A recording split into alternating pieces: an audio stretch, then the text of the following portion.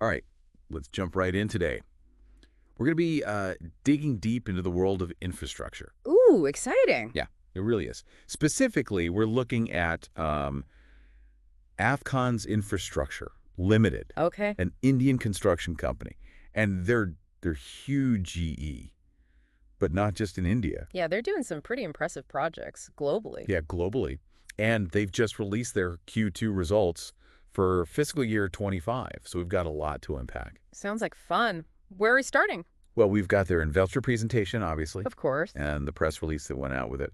But we also dug into some of their regulatory filings. Nice. Getting the full picture. Yeah, exactly. Yep. So we can really get a clear understanding of what's going on behind the scenes. Okay, I'm ready. All right, so first things first.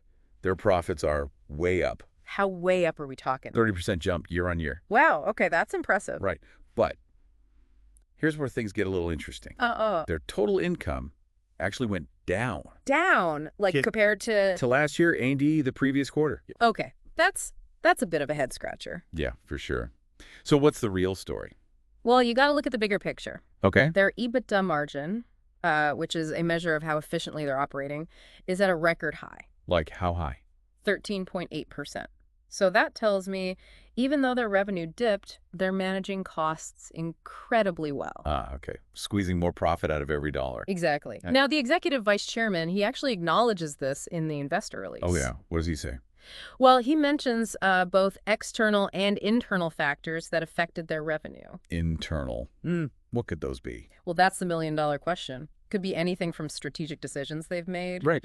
or even project delays they haven't publicly announced yet. Makes sense. And remember, these guys take on some seriously complex projects. Oh, yeah, for sure. Talk about complex. Their order book. Oh, yeah. What's it looking like? Brace yourself. It's at a whopping 34,152 crore. Whoa, that is huge. Yeah, it's massive. Lots of potential work lined up. But there's a little caveat. Oh. That number doesn't include another 10,154 crore worth of projects where they're the L1 lowest bidder. So basically, they're in a good position to win those contracts, but it's not guaranteed yet. Oh, so it's like a second pipeline just waiting in the wings. You got it. It's potential, but not a sure thing. I see. So let's break this order book down a little. Okay. A good chunk, about 38%, is urban infrastructure. Metro systems, mainly. Makes sense. Lots of cities growing around the world. Yep, exactly. But then there's a pretty big portion, 25%, dedicated to hydro and underground work. Now that is where it gets really interesting. Right. We're talking about the Chenab Bridge. Oh, wow. Yeah. Tallest single-arch railway bridge in the world. And then the C2 HSR tunnel project for the Mumbai-Ahmedabad high-speed rail. Which includes, what is it, a 7-kilometer stretch? Under the sea. Incredible. Talk about pushing the limits. Yeah, these guys don't mess around. Okay, so moving on from those exciting projects, let's look at their debt. And this is something that I found a little surprising. What's that? It's actually grown since last year, even with that profit increase. Okay, so how are we explaining that? Well, they did just go public, right? The IPO. Right, the initial public offering. Yeah. So they raised a pretty significant amount of capital, and they've used some of that to pay down debt. So it's possible that the increase is because of new debt taken on for projects, mixed with strategically using some of that IPO money to manage their overall debt. Exactly. And in their filings, they actually break it down. Oh, they do? Yeah, they do. 600 crore went towards debt repayment, and then another 320 crore towards working capital. Working capital, so that's like the cash they have on hand to keep things running smoothly. Exactly. So it seems like they're really focused on shoring up their financial position. Absolutely. Being deliberate about their financial flexibility, especially with those internal factors we talked about earlier. Yeah, those mysterious internal factors. But then, in the same filings, we see something else interesting. Lay it on me. They're winding up a subsidiary in Kazakhstan. Okay. But at the same time, they're creating a new one in Saudi Arabia. So they're closing one down but opening another. Yeah. It's like they're playing a strategic game of chess on a global scale. It definitely makes you wonder what they're up to. It really does. Yeah. I mean, closing down that subsidiary in Kazakhstan, it's probably just like a housekeeping thing. Yeah. Yeah, the filings, they show it was inactive, so, you know. So not a big deal. Not really, no. But Saudi Arabia, though, that's interesting. Oh, yeah? Why is that? Well, I mean, think about it. Saudi Arabia is putting, like, billions into infrastructure. Oh, yeah, that's right. Megacities, transportation networks, all that. Exactly. Yeah. Huge ambitions. And Afcons, they want to be a part of it. Makes sense. Get in on the ground floor. Yeah, leverage that expertise they have with those big, challenging projects. Okay, so we've seen how they're moving strategically, Yeah. but every company faces risks, right? Right. What are some things that they could trip them up? Well, one thing that always comes to mind, especially in this industry, is reliance on a single client. Oh, yeah, or even like a concentrated geographic market. Exactly. If one client pulls out or one region, experiences a downturn, That could have a ripple effect. big time. But it looks like Afcons is trying to get ahead of that. Really? How so? Their investor presentation, they talk a lot about diversifying their client base and expanding into new markets. Ah, so not putting all their eggs in one basket. That's the idea. And if you look at their order book, you see a mix of government contracts, private sector projects, even some work with multilateral organizations. So spreading the risk. As much as they can, yeah. But even then, there's always the risk of, economic volatility, True. Interest rates are rising globally. which can make financing those huge infrastructure projects a lot more expensive. Right. And it makes you think about their debt levels. Even after using some of that IPO money, they're still carrying a lot of debt. What happens if those internal factors keep affecting their revenue? That's a good point. They mentioned using some of that IPO money for working capital. So maybe some cash flow challenges. Yeah, maybe they're having to front more money for projects than they anticipated. It's definitely something to keep an eye on in their upcoming financial reports. Yeah. Okay, but let's look at a risk that's specific to Afcons. They love those challenging, boundary-pushing projects. Oh, yeah, the extreme engineering, as they call it. Right.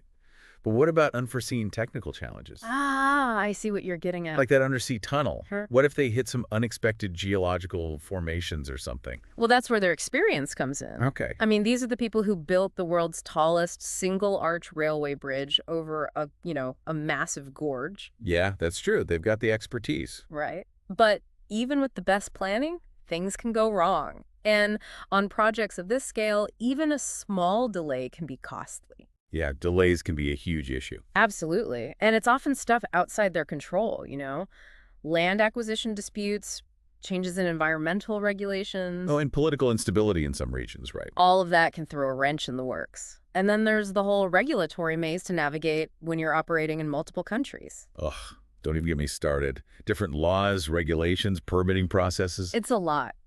And any compliance failures, well, those could mean big fines, more delays, even damage to their reputation. Oh, yeah. Reputation is everything in this industry. For sure. Any safety incident, any project failure, it can really tarnish that image. And make it harder to get those big contracts in the future. Exactly. And, they're under a lot more scrutiny now as a public company.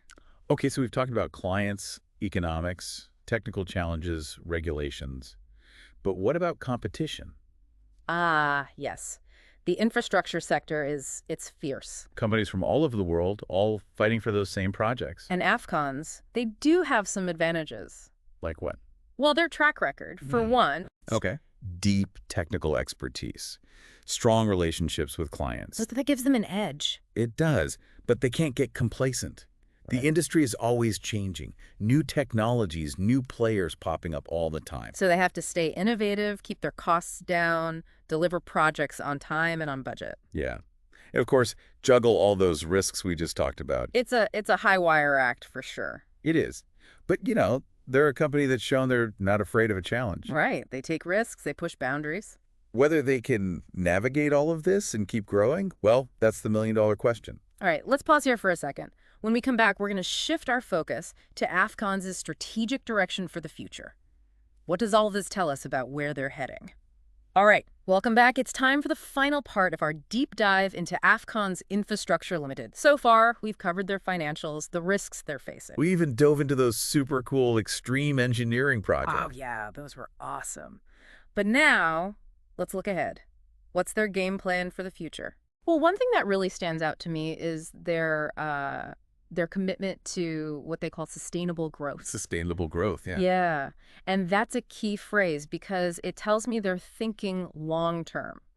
Not just about the next quarter or the next year, but really looking ahead. Right, which is super important in this industry. Absolutely. I mean, infrastructure projects, they can take years, even decades to complete. True. And we've seen evidence of that long-term thinking, haven't we? Oh, yeah, for sure.